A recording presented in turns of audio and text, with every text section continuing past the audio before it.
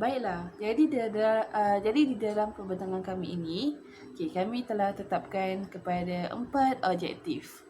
Jadi objektif yang pertama adalah untuk mengenali dan mengetahui bahagian-bahagian yang terdapat di dalam AC generator ni. Jadi kita akan tengok apa yang ada dalam AC generator ni. Yang kedua pula adalah untuk mengetahui basic operations of AC generator ni. Jadi kita akan tahu macam mana AC generator ni bergerak ataupun berfungsi. Yang ketiga pula adalah untuk mengetahui jenis-jenis yang ada di dalam AC generator. Jadi AC generator ni dia ada banyak jenis. Jadi kita akan tengok apa jenis-jenis ni ya.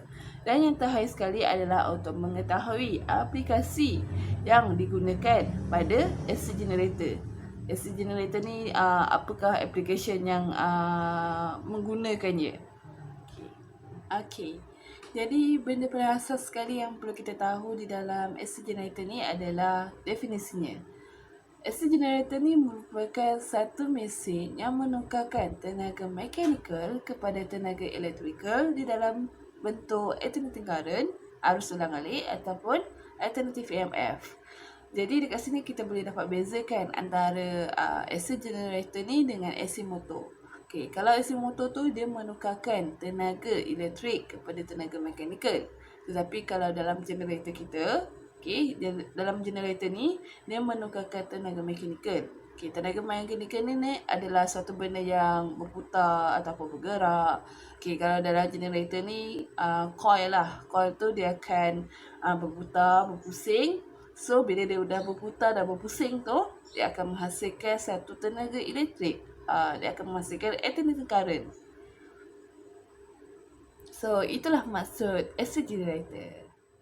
Jadi yang seterusnya saya akan menerangkan bahagian-bahagian yang terdapat di dalam AC generator. Jadi AC generator ni dia ada beberapa bahagian yang terlibat, iaitu yang pertama sekali adalah stator, yang kedua adalah rotor, yang ketiga adalah field, yang keempat adalah armature, yang kelima adalah prime mover, yang keenam adalah slip ring, dan yang ketujuh adalah carbon brush. Jadi bahagian yang pertama yang saya akan terangkan adalah stator. Stator ni adalah bahagian yang statik di dalam AC generator. It is a stationary part. Jadi maksud stationary part ni, ianya tidak bergerak dan ianya statik. So, stator dalam AC generator ni, ianya boleh jadi armature dan ianya juga boleh jadi field. Dia ianya bergantung kepada jenis generator tu. Kalau dia jadi armature apabila it produce voltage, apabila voltan dihasilkan dekat sini. So, ianya adalah armature. Kalau ianya field, apabila berlakunya field excitation dekat stator ni. Jadi ianya ni bergantung pada jenis generator tu sendiri. Jadi bahagian yang kedua di dalam AC generator adalah rotor. Jadi rotor ni adalah bahagian yang berpusing di dalam AC generator. It is a rotating part. Jadi ianya pun sama juga macam stator tadi, bergantung kepada jenis generator tu. Dia boleh jadi armature, ianya pun boleh jadi field. Kalau dia armature, apabila ianya menghasilkan voltan. Dan kalau ianya field, kalau dia menggunakan aplikasi field excitation dekat rotor ni. Jadi rotor ni it's driven by a prime mover. Dia memerlukan prime mover untuk menggerakkan rotor tersebut. Prime mover ni dia boleh jadi steam turbine ataupun gas ataupun diesel. Itu adalah maksud prime mover. Jadi secara langsung dah cover bahagian prime mover itu sendiri. Apakah bahagian yang ketiga? Bahagian yang ketiga adalah field. Jadi field ni ianya adalah a coils of conductor yang menjadi satu sumber untuk menghasilkan magnetic flux. Bila berlakunya adanya magnetic flux ni, fill ni akan memotong armature. So dekat sini akan berlakunya apa tu, pemotongan flux dekat armature tu kerananya adanya fill. Okey, bilanya ada pemotongan flux ni, barulah akan terhasilnya voltan. Jadi fills dengan armature ni dianya bergerak serentak. Dia mesti kena ada fill, kena ada armature, kena ada kedua-duanya sekali. Sebab fungsi armature ni adalah untuk menghasilkan voltan. Okey, jadi kalau tak ada dua-dua ni, AC generator kita tak dapat berfungsi. Okey, jadi bahagian yang seterusnya yang saya akan terangkan adalah slip rings dan juga brushes. Okey, slip rings dengan brushes ni pun dianya berkait jugalah. Okey, so slip rings ni adalah electrical connector yang kita sambung kepada rotor winding kita. So slip rings ni dia berbentuk bulat. Okay, it is a circular conducting materials yang kita sambung pada rotor kita. Okay, bila dia sambung pada rotor kita, dianya akan berputar. Okay, bila dia berputar, dia akan bersama-sama dengan carbon brush. Okay, so kedudukan slip rings kita dengan carbon brush, ianya bersebelahan, tapi ianya tak bersentuh. Okay, dia tak bersentuh, dia just slide away macam ni je. Dia takkan macam ni. Okay, jadi bila slip rings ni berputar, okay, dia just akan kena sipi-sipi je dekat brushes ni. Bila dia akan dekat brushes ni, okay, brushes ni dia untuk memastikan sparkle operations kita pada AC generator tu. Okay, so brushes ni ianya diletakkan dekat antara stationary wire. Okay, so dekat stationary wire dan juga kita punya rotor. Dekat kita punya slip rings tu lah. Okay, so itu adalah bahagian-bahagian yang ada di dalam AC generator. Okay, seterusnya saya akan terangkan mengenai basic principle operations of AC generator. Macam mana AC generator ni beroperasi. Okay, the first thing first, armature ni akan berputar di antara dua magnet, iaitu magnet north and magnet south. Okay, jadi armature ni akan buat diri di tengah-tengah, dia akan berputar. Okay, bila ianya berputar, maka akan terhasilnya magnetic field. Okay, magnetic field ni akan lead kepada magnetic flux. Okay, ianya akan bila ianya berpusing secara menerus, okay, ianya akan menghasilkan magnetic flux. Okay, bila dah ada magnetic flux ni, barulah akan ada pemotongan flux dekat armature tu. So, akan menghasilkan electromagnetic force. Okay, so electromagnetic force tu, ianya akan mengalir ke slip rings kita dan ianya akan bersentuh dengan carbon brush kita. So, barulah AC current tu akan mengalir dekat kita punya external circuit tu, iaitu dekat AC generator kita tu lah. Untuk kita tahu ada ke tak AC current dalam AC generator tu, ianya akan menggunakan galvanometer. Okay, galvanometer ni macam mana nak tahu AC current tu ada ke tak? Ianya akan swing antara positive values dengan negative values. Bila dah adanya swinging antara dekat galvanometer tu, maka adalah AC current dekat AC generator kita tu. Okey, baiklah. Yang seterusnya saya akan menerangkan mengenai simulasi AC generator ni. Okey, macam mana AC generator ni berfungsi ataupun beroperasi. Okey, mula-mula sekali, okey, dia akan adanya dua slip rings. Okey, ada slip rings warna biru dan juga slip rings warna pink. Okey, jadi setiap slip rings ni akan bersambung pada satu wayar sahaja. Wayar yang dekat rotor winding lah. Okey, so slip rings warna biru akan bersambung pada wayar di belah kanan dan slip rings berwarna merah jambu warna pink akan bersambung pada wayar belah kiri. Okey, jadi dia dah settle dekat bahagian slip rings tu. Okey, dekat external circuit pula. Okey, yang dekat AC generator tu akan bersambung dengan carbon brush. Okey, so carbon brush ni akan ada dekat dua-dua slip rings ni lah. Okey, tapi ianya tak bersentuhan. Dia cuma begini saja. Okey, so bila slip rings tu berpusing, okey, dia just akan lalu slide away macam ni je dekat carbon brush tu. Okey, yang seterusnya current akan mengalir. Okey, current akan mengalir apabila armature berputar dekat antara dua magnet. Okey, dekat magnet north and magnet south. Okey. So, current akan mengalir keluar dekat warna biru ni, dekat dia punya apa tu? Seed rings warna biru tu akan comes out. Okey, dan dia akan flow ke current dekat seed rings warna merah jambu. Okey, so dia dekat merah jambu tu dia akan masuk. Dekat warna biru tu dia akan keluar. Kan? Okey. Jadi dekat setiap kali dianya berpusing begini, okey, dia akan jadi macam ni. Dekat armature tu, current dekat belah warna biru tu, dekat yang warna biru tu dia akan keluar dan yang warna pink tu dia akan masuk kan. Okey, bila macam gini, bulb akan menyala warna kuning. Maksudnya dia akan current akan masuk macam ni lah. Okay. And then lepas tu dia akan berpusing lagi kan. Dia berpusing gini. And then dia akan jadi beginilah. Dia akan jadi macam ni. So dia akan jadi reverse pula. So dekat setiap half of rotation tu akan berlakunya the reverses of current tu. Okay. So current tu akan reverse setiap kali berlakunya half of rotations. Okay. So bila dia jadi macam ni, yang dekat warna biru tu kan di sini kan akan jadi masuk, yang warna pink tu pula akan keluar sini. Dia akan keluar sini.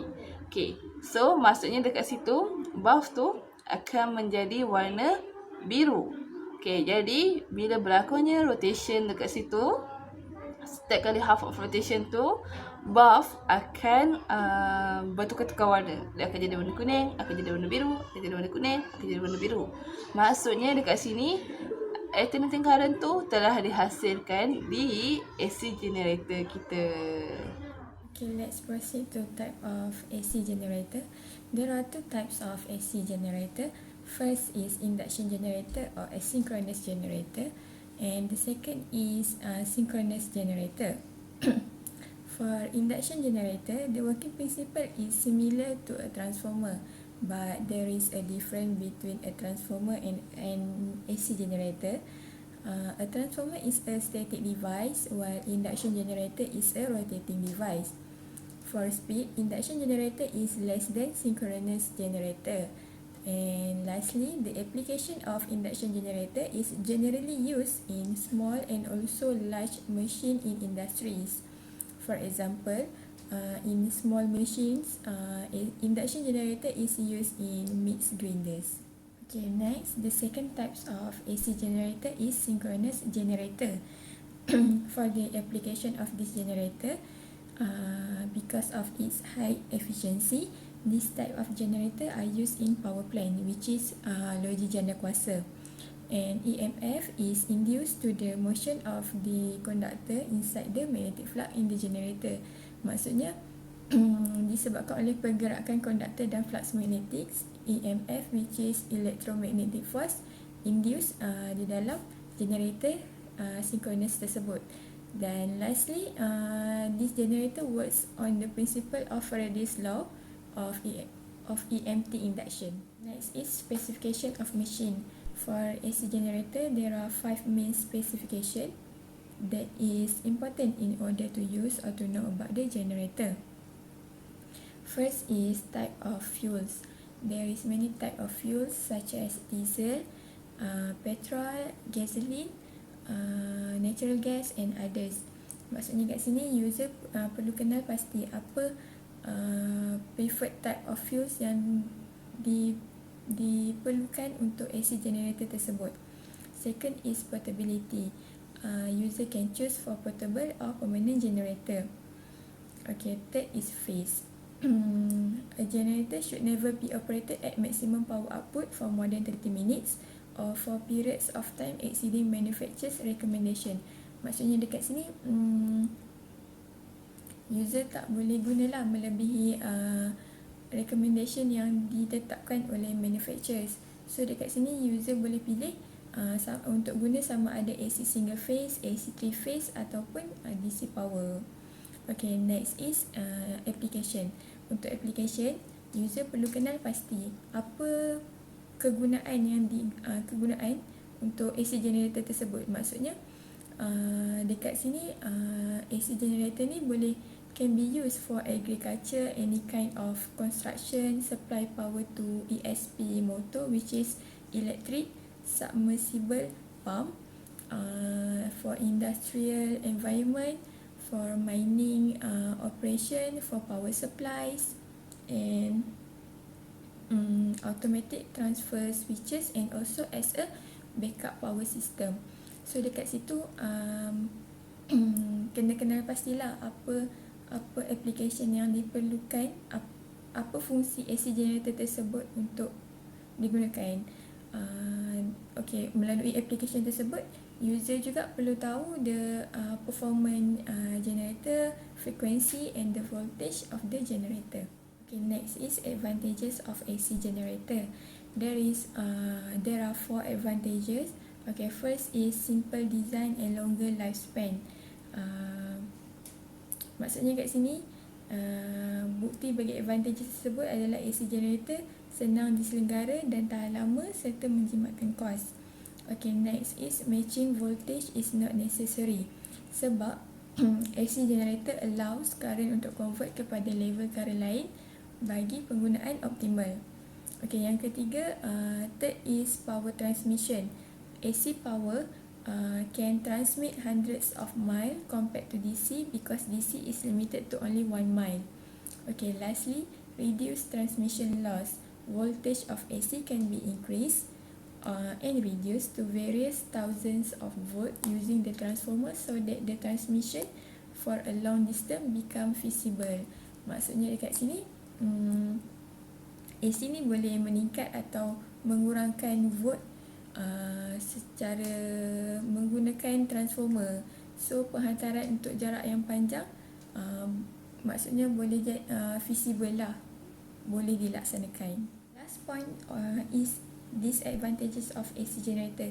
So we have 2 points of disadvantages of AC generator, which is insulation is important and safety risk.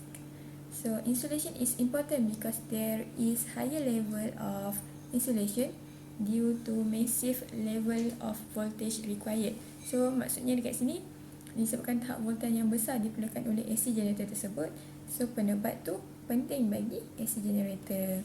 Okay, last but not least, AC power may be susceptible to overheating and sparks due to its high current production. Okay, maksudnya disebabkan oleh high current production, so AC generator tersebut boleh menyebabkan dia overheating, mudah panas dan juga terhasilnya sparks, iaitu percikan api. Okay, AC generator appear to be less durable considering it need to produce massive current resulting in such hazard. Maksudnya kat sini AC generator tersebut tak tahan lama memandangkan ia perlu menghasilkan arus yang besar. Next, let me share with you the application of AC generators in daily life. AC generators are very common component in various applications. It is used to supply electricity to anything that requires alternating current for their operation and process. As we can see, the first picture show a power generation. Okay, power generation such as wind turbine, hydroelectric, all these power generators requires AC generator to operate. Next, the second picture show a automobiles. There is AC generator component in the automobiles. And the third and fourth picture shows a power plantation, simplified power plantation that show the transmission and distribution of electricity. Okay, we will look at calculation. Okay, firstly we look at voltage of AC generator, which is divided into single phase AC generator and 3-phase AC generator. Okay, according to Faraday law, turning the armature results in induced EMF EAA across the load. Okay, yang ni bermaksud macam kita tengok dalam slide ni ada gambar tu, berdasarkan law Faraday ni, dia turning pusingan armature tu, nampak kan, kita nampak yang armature warna merah tu berpusing, armature results in induced EMF. Okay, dia menghasilkan EMF ataupun kita gantikan dengan EAA across the load. Load tu yang warna hijau tu, kita nampak dalam tu yang armature tu yang bergerak. Okey, load dia yang warna hijau tu. Okey. Hasil daripada pusingan armature tu, turning of armature tu, dia menghasilkan EMF yang melalui beban tu tadi. Nanti kan generator ni nanti dia akan sampai ke beban kan. Dia akan menghasilkan EMF ni lah yang akan lalu dalam kita punya dita sampai ke beban. Okey. Okey, kita tengok kepada dia punya formula iaitu EAA, yang mana tadi kita kata EAA tu induced EMF. Jadi EAA equal to V max sin omega T. Okey. VM tu adalah V max ataupun maximum voltage induced in the coil. Okey, dan omega T tadi kita nak cakap dia theta, dia mewakili rotational angle of the coil. Okey, angle coil tu kan berpusing, jadi kita nak tengok dia punya angle tu, setiap sudut coil tu berpusing. Sebanyak mana EMF yang terhasil dalam setiap sudut pusingan coil tadi. Okey. Okey, seterusnya kita tengok kepada 3-phase AC generator. Okey, macam mana boleh terjadi 3-phase tadi? Okey, kita baca dulu. 3-phase AC generator is when we add an additional armature coils. In this case, the voltage will act as a function of time and phasor representation for each rotation of armature coil. Okey, macam kita tengok dalam gambar, kita dapati ada 3 armature coils. Tadi kan dalam single phase kita nampak satu je warna merah dia berputar, betul? Sekarang ni jadi 3-phase AC generator bila mana kita tambahkan armature coil. Kita dah ada 3 armature coil sekarang. Okey, jadi dalam 3-phase AC generator ni juga dia terbagi kepada 2, iaitu voltage as function of time dan phasor sequence ataupun phasor representation. Untuk yang mana phasor representation ni dia akan mewakili setiap sudut oleh setiap coil yang berpusing tadi. Okey. Sekarang kita tengok kepada voltage as a function of time ni untuk 3-phase. Okey, macam kita tengok tadi, tengok dalam slide tu gambar rajah pertama kan tunjuk A, B dan C, yang mana EAA mewakili coil yang pertama, EBB mewakili induced EMF untuk coil yang kedua, dan ECC mewakili induced EMF untuk coil yang ketiga. Okey, coil yang pertama tadi kita tengok EAA, VM ataupun Vmax sin omega time. Okey, omega T. Kenapa dia jadi kita nampak ni dia punya formula sama macam single phase tadi. Jadi kita jadikan coil pertama ni as reference kita. Okey, kita tengok coil yang kedua, EBB Vmax sin omega T minus 120 degree. Okey, kenapa kita minus? Sebab nampak tak kita tengok sine wave untuk EBB ni dia lag, dia lambat 120 darjah. Nampak tu, dia lambat 120 darjah daripada EAA tadi, daripada coil pertama. Dia lambat, jadi kita tolak 120 degree. Okey, sekarang kita tengok ECC. ECC equal to Vmax sin omega T plus 120 degree. Kenapa yang ditambah pula? Okey, kita tengok sine wave untuk gambar yang warna hitam tu, yang ECC tu, nampak tak dia mendahului sebanyak 120 darjah. Dia lebih awal daripada reference coil tadi, reference yang formula kita pertama tadi. Nampak tak yang warna merah tu, dia memang sine wave cukup, full sine wave, full cycle. Tapi ECC ni dia dah mendahului sebanyak 120 degree, iaitu dia dah lead sebanyak 120 degree. Sebab itulah kita tambah 120. Jadi untuk ECC equal to Vmax sin omega T plus 120 degree. Next, kita akan tengok kepada phasor sequence ataupun kita panggil phasor fasa. Okay, phasor fasa ni dia dalam 3-phase saja, 3-phase generator. Okay, untuk phasor sequence ni terbagi pada 2, iaitu positive phase sequence dan negative phase sequence. Okay, kita cuba tengok positive phase sequence ni. Positive phase sequence iaitu ABC. Apa tu ABC ni? Okay, ABC ni mewakili rotation armature coil tadi. Kita tengok ABC macam dalam rajah pertama tu menunjukkan arah putarannya adalah ABC. Warna hijau tu arah putaran armature coil tu. Okey, untuk Sine wave dia sama macam tadi dan formula dia sama macam tadi. Okey, EAA formula untuk induce EMF ya. EAA equal to Vmax sin omega T.